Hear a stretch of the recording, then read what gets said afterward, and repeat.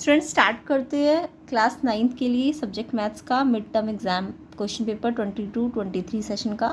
तो यहाँ पे सेक्शन ए करने जा रहे हैं हम, ठीक है, जिसमें MCQs है आपके 1 से 16।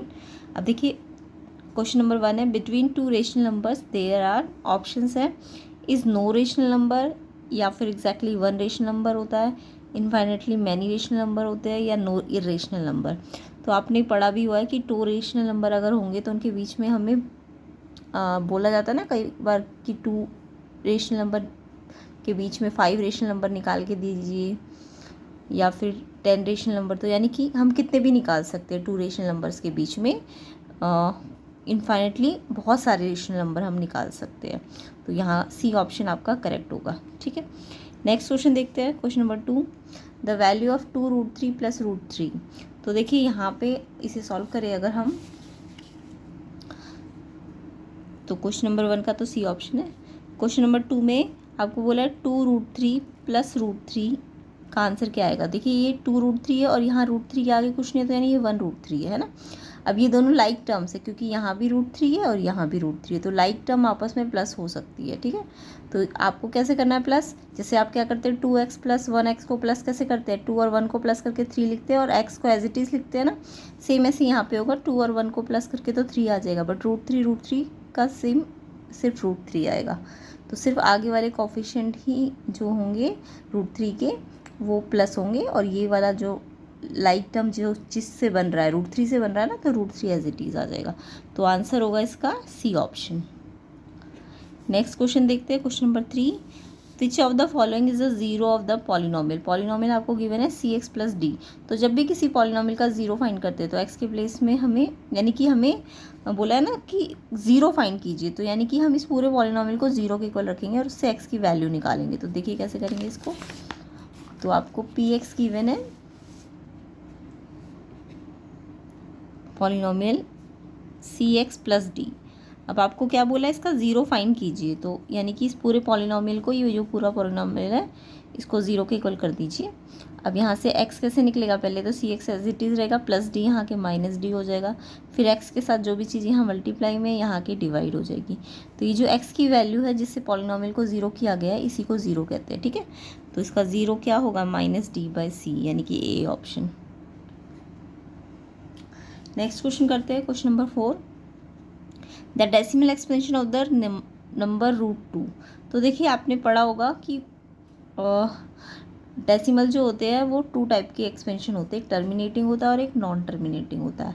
तो टर्मिनेटिंग की बात करें तो टर्मिनेटिंग किस टाइप के डेसिमल एक्सपेंशन को कहते हैं, जहाँ पे जब भी मैं किसी नंबर को किसी नंबर से डिवाइड करूँ, यानी कि p/q को जब मैं डिवाइड करूँ तो वो मुझे कंप्लीट नंबर मिले, यानी कि वो कोई कंप्लीट नंबर मिले, यानी कि n जो होगा वो कंप्लीट होना चाहिए, ठीक है। मींस टर्मिनेटिंग का मतलब अगर मैं p को q से डिवाइड करूँगी तो 1.25, अब ये कंप्लीट डिवाइड हो जाना चाहिए, ठीक है। यहाँ पे हम कह सकते हैं कि ये p/q जो भी आंसर आएगा वो पूरा डिवाइड होना चाहिए, तो इसे हम टर्मिनेटिंग कहेंगे, ठीक है। यहाँ पे मतलब रिमाइंडर 0 बचेगा, चाहे डेसिमल के बाद ही बचे, बट कंप्लीट डिवाइड हो जाएगा। बट जो नॉन टर्मिनेटिंग होते हैं, नॉन टर्मिनेटिंग में देखिए क्या होता है, 2 टाइप के होते हैं, एक रिकरिंग होते हैं और एक नॉन रिकरिंग होते हैं, ठीक है। रिकरिंग ऐसे टाइप के होते हैं जो कंप्लीट डिवाइड तो नहीं होते बट सेम रिपीटेड होते हैं, यानी कि इसमें 2/5 है तो बार बार रिपीट होगा, या फिर 1.3 है ना तो 3 बार बार रिपीट होगा। तो ऐसे नंबर्स में हम क्या करते हैं, बार लगा देते हैं, 1.3 के ऊपर ऐसे बार लगा देंगे, या फिर 1.25 पे 25 रिपीटेड है तो उस पर बार लगा देंगे। तो ये रिकरिंग होते हैं, नॉन टर्मिनेटिंग रिकरिंग, जो मतलब कंप्लीट डिवाइड तो नहीं होते बट सेम रिपीटेड होते हैं, ठीक है। और जो नॉन रिकरिंग होते हैं, ये नॉन रिकरिंग में क्या होता है कि कंप्लीट डिवाइड भी नहीं होते, जैसे कि 1.21 फिर 2 आ जाएगा, फिर 2 आ जाएगा, यानी कि ये चेंज भी होते रहेंगे और कंप्लीट डिवाइड भी नहीं होंगे। ऐसे ही √2 है, ये कभी कंप्लीट नंबर नहीं आएगा, ये 1.41 फिर टेस्ट करके उसका जो आफ्टर डेसिमल प्लेसेस है वो चेंज होता रहेगा। तो ऐसे कोई भी नंबर जो रूट से या रेडिकल से बाहर नहीं निकल सकते, जैसे √3 रेडिकल के अंदर ही रहेगा, रूट के अंदर ही रहेगा, बट √4 जो है वो हमारा कैसा होगा, टर्मिनेटिंग होगा, क्योंकि उसका आंसर हम 2 कंप्लीट ला सकते हैं, ठीक है। तो √4 तो परफेक्ट स्क्वायर है ना, तो इसलिए वो नॉन रिकरिंग नहीं होगा, वो ऐसे रूट या ऐसे रेडिकल्स, चाहे वो क्यूब रूट हो चाहे वो स्क्वायर रूट हो, जो रूट से बाहर नहीं आ पा रहे हैं या क्यूब रूट से बाहर नहीं आ पा रहे, वो कैसे होंगे, नॉन टर्मिनेटिंग नॉन रिकरिंग। इसमें पाई भी जो होता है वो नॉन रिकरिंग होता है। तो आई होप ये आपको एक्सप्लेन हो गया होगा। और नॉन टर्मिनेटिंग नॉन रिकरिंग को हम इरेशनल नंबर्स कहते हैं। क्या कहते हैं? Irrational numbers. ठीक है, तो यहाँ पे अगर हमसे पूछा आगे जाए √2 कैसा है, तो ये नॉन टर्मिनेटिंग नॉन रिकरिंग होता है। ठीक है, तो डी ऑप्शन होगा इसका आंसर।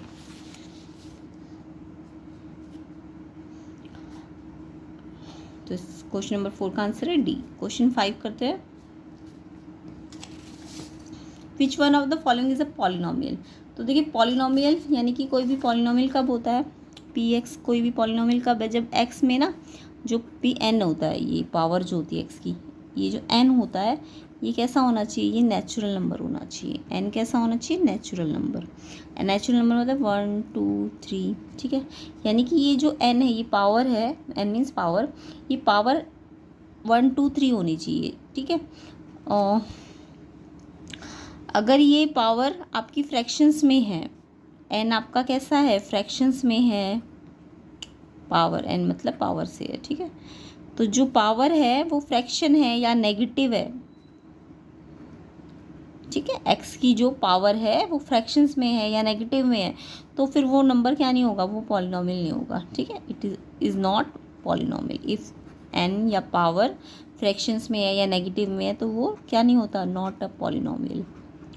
तो पॉलिनोमियल के लिए क्या कंडीशन रहेगी, अगर पॉलिनोमियल है कोई भी नंबर, तो ये जो एक्स पे पावर है या वाई पे पावर होगी, वो पावर कैसी होनी चाहिए, सम नेचुरल नंबर होनी चाहिए, वो फ्रैक्शंस में नहीं होनी चाहिए और नेगेटिव नहीं होनी चाहिए। तो अगर इस क्वेश्चन में हम देखें तो देखिए ए ऑप्शन में देखिए एक्स पे तो पावर पॉजिटिव है, बट इधर वाले एक्स पे क्या है, ये पावर नीचे तो पॉजिटिव है, बट जब मैं इस एक्स को ऊपर लेके आऊँगी तो ये पावर नेगेटिव हो जाएगी ना। तो जब भी एक्स नीचे होगा सम पावर में डिनोमिनेटर में, तो वो पॉलिनोमियल नहीं होता।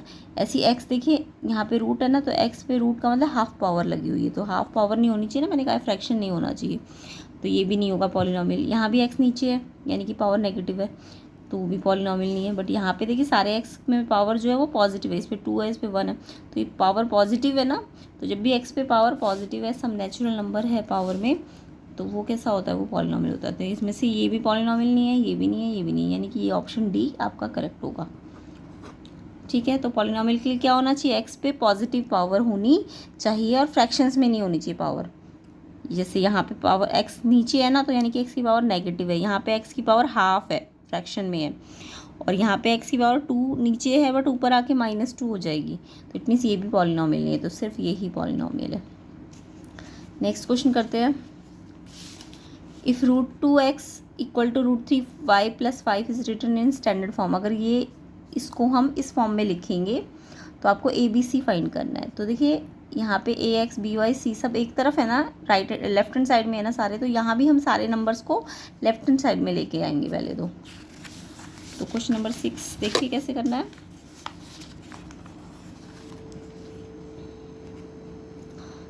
√2x इक्वल्स टू √3y + 5, इसको पहले मैं सबको एक तरफ लेके आऊँगी। √2x है ना, x पे रूट नहीं है, सिर्फ √2 पे है, तो √2x इसको भी इधर ले आइए, √3y इस साइड आएगा तो ये माइनस हो जाएगा, यानी 5 भी इस साइड आएगा तो माइनस हो जाएगा। अब इसे आप इससे कंपेयर कर लीजिए, ax + by + c = 0 से। ठीक है, अगर हम इस इक्वेशन को इससे क्या करेंगे, कंपेयर करेंगे, तो यहाँ से देखिए x के साथ जो है वो a होता है ना, तो a क्या आ जाएगा, √2, b क्या है जो y के साथ है, y के साथ यहाँ पे क्या है -√3, एंड c क्या है जो कांस्टेंट है, तो कांस्टेंट यहाँ पे क्या है -5। ठीक है, ध्यान रखेंगे जब भी आपको इससे कंपेयर करना है तो ये सारे नंबर एक तरफ होने चाहिए। ठीक है, तो x के साथ है वो a होता है, जो y के साथ है वो b होता है। देखिए y के साथ √3 के साथ माइनस भी है ना, एंड c कांस्टेंट टर्म, तो हम इस तरीके से ABC फाइंड कर सकते हैं। तो देखिए यहाँ पे किस में ये नंबर से आया, a √2 yes, b -√3 yes, c -5 yes, तो ऑप्शन ए आपका इसका करेक्ट होगा। तो नेक्स्ट क्वेश्चन करते हैं।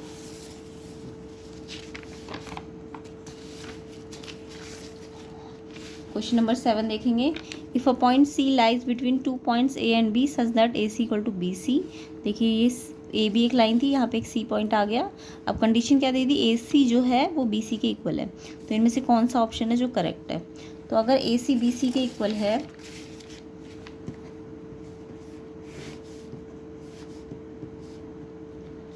ए सी बी सी के इक्वल है, ठीक है, तो अगर मैं ए बी को टोटल करूँ, क्योंकि यहाँ पे हमें ए बी दिया है ना हर जगह पे, तो मैं ए बी को कैसे फाइंड कर सकती हूँ? ए बी देखिए पूरी ए बी किससे बनी है? ए सी और बी सी से, ए सी प्लस बी सी।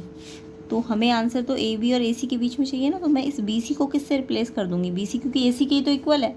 तो यहाँ पे बी सी के प्लेस में भी आप ए सी पुट कर दीजिए, क्योंकि ये गिवन है। तो ए बी आ जाएगी हमारी, ए सी कितना ए सी हो गया? 2 ए सी, ये 1 ए सी, ये 1 ए सी, तो 1 1 2 and A C as it is. तो ए बी क्या आ जाएगी? Double of A C. तो आपको बोला है ए बी ए सी के इक्वल है, नहीं।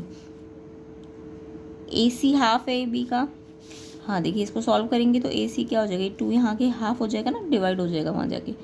तो यस, ए सी क्या है? Half of A B. A B थोड़ी ना है half of A C, A B तो डबल है ए सी का। ए सी पूरी ए बी का हाफ है, तो यहाँ से हमने प्रूव कर दिया ना। तो ये ऑप्शन बी आपका इसमें करेक्ट होगा। नेक्स्ट देखिए, things which are 3 times the same thing are. तो देखिए मान लीजिए मैंने सेम थिंग ली, मतलब अगर मैंने यहाँ पे x लिया है तो यहाँ भी x ही लूँगी, है ना। सेम थिंग लिया तो, और उसका क्या किया, उसमें 3 टाइम्स कर दिया, यानी कि ये x के इक्वल होता है, यस। अगर मैं इस पर भी 3 टाइम कर दूँ और इस पर भी 3 टाइम्स कर दूँ, तो x तो x के इक्वल था। अब 3 मैंने दोनों साइड किया ना 3 टाइम्स, तो यानी कि जब मैं दोनों साइड 3 टाइम्स कर रही हूँ, तो यानी कि वो इक्वल ही तो रहेगा हमेशा। तो वो एक दूसरे के क्या होगा? इक्वल होगा, या नॉट इक्वल होगा, या हाफ होगा, या डबल होगा। देखो सेम थिंग पे किया ना 3 टाइम्स, सेम थिंग एक्स था, यहाँ भी 3 टाइम्स किया, यहाँ भी, तो ये इक्वली तो होगा, जितना यहाँ होगा उतना ही यहाँ पे होगा। यानी कि ए ऑप्शन आपका करेक्ट होगा। क्वेश्चन नंबर 9 देखते हैं। The perpendicular distance of the point P from the x axis. ये क्वेश्चन ध्यान से देखेंगे। तो आपको क्या बोला है? Perpendicular distance of the point 3 4। तो पहले आप कोऑर्डिनेट प्लेन पे ये पॉइंट रख दीजिए कि क्या है, 0 1 2 3, ये तो सबको बनाना आता होगा। y पे 1 2 3 4। अभी मैं समझाने के लिए बता रही हूँ, बाद में तो आप डायरेक्ट भी कर सकते हैं इस क्वेश्चन को। तो आपको पॉइंट प्लॉट करना है, x का 3 और y का 4। तो x का 3 तो ये है, ये x होता है ना, ये y होता है। तो x का 3 ये है, और इसके सामने y का क्या आना चाहिए? 4। तो ये पॉइंट तो सबको प्लॉट करना आता होगा, x का 3 और y का 4। तो ये पॉइंट आ गया 3 4, ठीक है, p नाम है इसका। अब आपको बोला है कि परपेंडिकुलर डिस्टेंस ऑफ पॉइंट 3 4 का किससे? एक्स एक्सिस से। तो देखिए एक्स एक्सिस से परपेंडिकुलर डिस्टेंस, यानी कि परपेंडिकुलर है ना ये लाइन पी, मान लीजिए पी बी है, तो पी बी क्या है? इस ओ एक्स के क्या है? परपेंडिकुलर है। तो ये परपेंडिकुलर डिस्टेंस कितना है? देखिए परपेंडिकुलर डिस्टेंस वाई के इक्वल है। जब एक्स एक्सिस से बोला जाए तो जो वाई पॉइंट होगा ना, यानी कि ये जो वाई पॉइंट है वो होगा आंसर। तो परपेंडिकुलर डिस्टेंस कितना होगा? एक्स एक्सिस से अगर पूछा है तो आपको वाई पॉइंट लेना है, ये याद रखना, ठीक है। तो perpendicular distance from x axis किसके इक्वल होता है? वाई पॉइंट की। तो वाई पॉइंट कितना है इसमें? 4। और अगर इसी क्वेश्चन में बाई चांस बोल देते परपेंडिकुलर डिस्टेंस वाई एक्सिस से बोला जाए, तो वाई एक्सिस से क्या होता? जो एक्स पॉइंट होता। तो वाई एक्सिस से पूछते तो ये वाला कितना होता है? ये 3, ठीक है। बट यहाँ आपको एक्स एक्सिस से पूछा है, तो एक्स एक्सिस से क्या आंसर होगा इसका? 4, बी ऑप्शन। तो ये मैंने एक्स्ट्रा बता दिया आपको। तो जब एक्स एक्सिस से बोले तो वाई पॉइंट लेना, और जब वाई एक्सिस से परपेंडिकुलर डिस्टेंस बोले तो जो इसका एक्स पॉइंट होगा, ठीक है। नेक्स्ट क्वेश्चन करते हैं। ये क्वेश्चन 9 था। क्वेश्चन 10 देखिए, the point 5 2 and 2 -5 lie in the. तो आपको पूछे 5 2 और 2 -5 कौन से क्वाड्रेंट पे लाई करते हैं? तो ये तो क्वाड्रेंट है, सबको पता होगा। तो देखिए यहाँ पे इस वाले क्वाड्रेंट पे x भी पॉजिटिव होता है और y भी पॉजिटिव होता है। तो ये फर्स्ट क्वाड्रेंट जो है ये पॉजिटिव का होता है। सेकंड क्वाड्रेंट की बात करें तो इधर x वाला तो नेगेटिव होता है, बट y वाला कैसा होता है? पॉजिटिव। थर्ड क्वाड्रेंट पे एक्स वाला भी नेगेटिव होता है, इधर वाले नंबर नेगेटिव होते हैं और इधर वाले भी नेगेटिव होते हैं, तो यानी कि थर्ड क्वाड्रेंट हमारा एक्स भी नेगेटिव वाई भी नेगेटिव होता है। और फोर्थ क्वाड्रेंट को देखें तो एक्स तो पॉजिटिव है और वाई कैसा है, नेगेटिव है। तो ये आप याद कर लेना, फर्स्ट पॉजिटिव पॉजिटिव होता है, थर्ड नेगेटिव नेगेटिव होता है, सेकंड नेगेटिव पॉजिटिव होता है और फोर्थ पॉजिटिव नेगेटिव होता है। अब आपको नंबर्स क्या दिए हुए, 5 2 का मतलब ये भी पॉजिटिव है और 2 भी पॉजिटिव है, और दूसरा नंबर में 2 तो पॉजिटिव है एंड ये कैसा है, नेगेटिव है। तो देखिए पॉजिटिव पॉजिटिव कौन सा क्वाड्रेंट है, फर्स्ट, और पॉजिटिव नेगेटिव कौन सा क्वाड्रेंट होता है, पॉजिटिव नेगेटिव फोर्थ क्वाड्रेंट होता है। तो यानी कि ये ऑप्शन नंबर सी होगा इसका, ठीक है, सी ऑप्शन होगा। नेक्स्ट क्वेश्चन करते हैं। If transversal intersect two parallel line, तो अगर आपके पास दो पैरेलल लाइंस है, ठीक है, एल और एम मान लीजिए पैरेलल लाइंस है, और एक ट्रांसवर्सल लाइन की जो इस पैरेलल लाइंस को कट करके जाती है, ठीक है, तो ये ट्रांसवर्सल लाइन है एल, मान लीजिए ये एल है, एम है, तो ये एन मैंने ट्रांसवर्सल लाइन बना दी। अब ये ट्रांसवर्सल लाइन अगर इंटरसेक्ट करके जाती है दो पैरेलल लाइंस को, तो आपको पता है ऐसे पेयर जो बनेंगे, ये लाइन के ऊपर सेम साइड पे ये वाला एंगल इसके बराबर होगा, ठीक है, सेम ऐसे इधर वाला लाइन के ऊपर है ना, तो इस साइड के ऐसे ही नीचे वाला इसके, ये वाला नीचे वाला इधर वाले की, इस टाइप के अगर मैंने नेम दे दूँ 1 2 3 4 5 6 7 8, तो 1 लाइन के ऊपर है, ठीक है, और सेम साइड पे लाइन के ऊपर ये वाला एंगल 5 इक्वल होता है, सेम ऐसे 2 6 के इक्वल होता है, 3 7 के इक्वल होता है और 4 8 के इक्वल होता है। इस टाइप के जो पेयर बनते हैं ना, इन्हें हम कहते हैं कॉरस्पॉन्डिंग एंगल्स। क्या कहते हैं, कॉरस्पॉन्डिंग एंगल। तो अगर कोई लाइन ट्रांसवर्सल दो पैरेलल लाइंस को काट के जाती है तो कॉरस्पॉन्डिंग एंगल्स इक्वल होते हैं, यस। अल्टरनेट इंटीरियर एंगल्स भी इक्वल होते हैं। अब देखिए अल्टरनेट एंगल इक्वल क्या होते, कौन से हैं। अगर मैं पैरेलल लाइन की अंदर की बात करूँ तो ये 4 के साथ 6 का पेयर और 3 के साथ 5 का पेयर, तो 4 के साथ 6 लाइन के पैरेलल लाइन के अंदर ऐसे क्रॉस जाते हैं, 4 6 के इक्वल और 3 5 के इक्वल होता है, तो इसे हम कहते हैं अल्टरनेट इंटीरियर, ठीक है। और अगर पैरेलल लाइंस के हम ऊपर देखें तो 1 के साथ 7 का पेयर, 2 के साथ 8 का pair,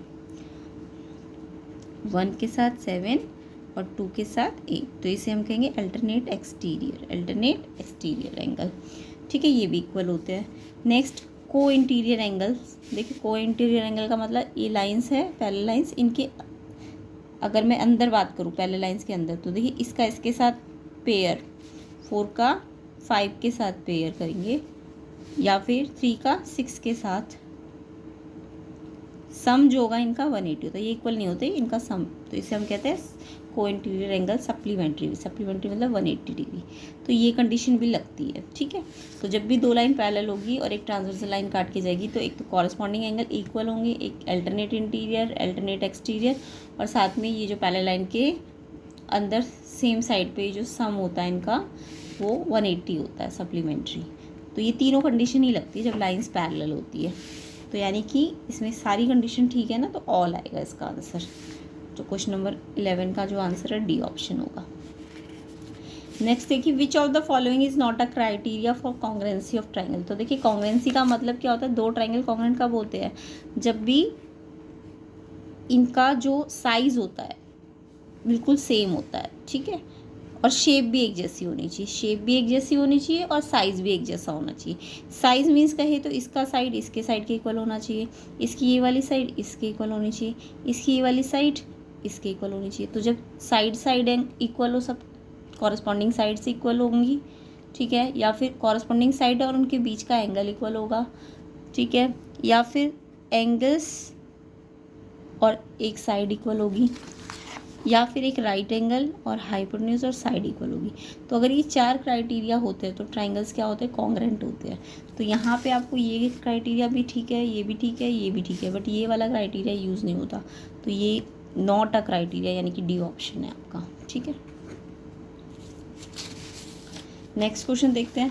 a linear equation in two variable has dash solutions. तो देखिए linear equation in two variable किसे कहेंगे, जहाँ पे टू वेरिएबल बोला है ना, तो एक्स भी होना चाहिए और वाई भी होना चाहिए, ठीक है। तो एक्स प्लस वाई मान लीजिए 5 है, ठीक है, ज़रूरी नहीं यही लीनियर इक्वेशन है। 3x प्लस 2y भी हो सकता है, कुछ भी ले सकते हैं, 7 भी ले सकते हैं। 5x माइनस 7y भी लिख सकते हो, कुछ भी लिख सकते हो। तो ये सारी क्या है, लीनियर इक्वेशंस है। कितने, टू वेरिएबल्स है ना इनमें। इक्वेशन कब होगी, जब लेफ्ट हैंड साइड भी होगा और राइट हैंड साइड भी होगा। तो ये हमारी एग्जांपल्स है linear equation in two variable की। अब इन्होंने बोला इसके कितने सोल्यूशन होते हैं, तो इसके तो बहुत सारे सोल्यूशन है। जैसे जैसे आप एक्स और वाई की वैल्यू चेंज करते जाएंगे, तो एक्स और वाई की वैल्यू जैसे जैसे आप चेंज करेंगे तो आंसर जो है ये वाले ये डिफरेंट डिफरेंट आते जाएंगे ना।